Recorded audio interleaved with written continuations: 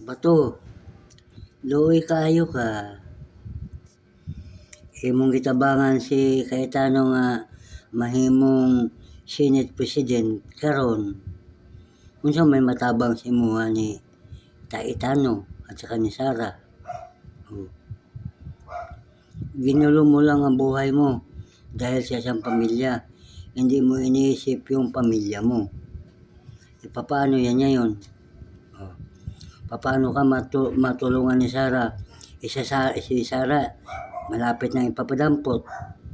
Si Cayetano, malapit na ipapadampot. Si Bongo, malapit na rin huhulihin. O si Jinggoy, mauna pa. O si Chis, malapit na rin. O, dapat inisip mo. Tinaya mo yung buhay ng pamilya mo para lang sa kanila. Ngayon, may tulong ba sila sa'yo? Wala. Luoy kayo kabay. Nagpagamit sa sila ha. Ano mo una-una ang imong pamilya. Karon imong pamilya mo nagsakripisyo. Tungod sa imo. Tungod sa sunod-sunod ka lang sa ilang sugo. O karon no, sa may mahitabo sa imo ha. Wanted ka na. Paano yun? Nakala mo walang katapusan yung pagka-barumbado ni Duterte. At saka yung pagkatarantado ni Sara. At saka yung mga kapatid niya. Kawawa pamilya mo. Paano yan ngayon?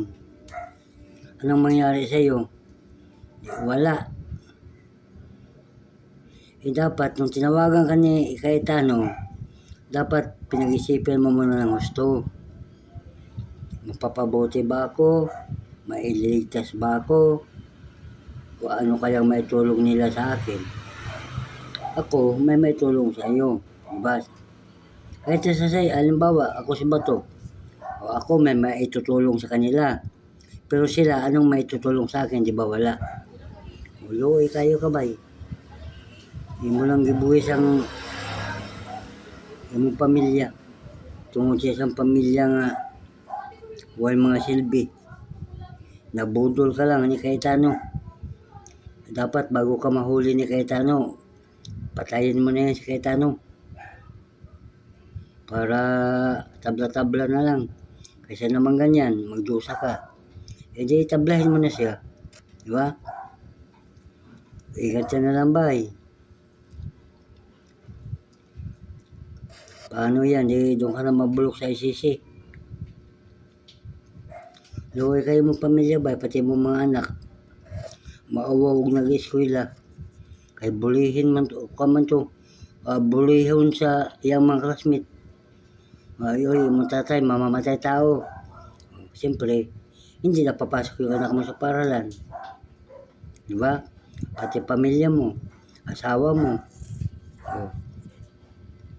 Dapat pinag-isipan ng mga gusto na ang lahat ng kapangyarihan ay may katapusan. Ingat, bye!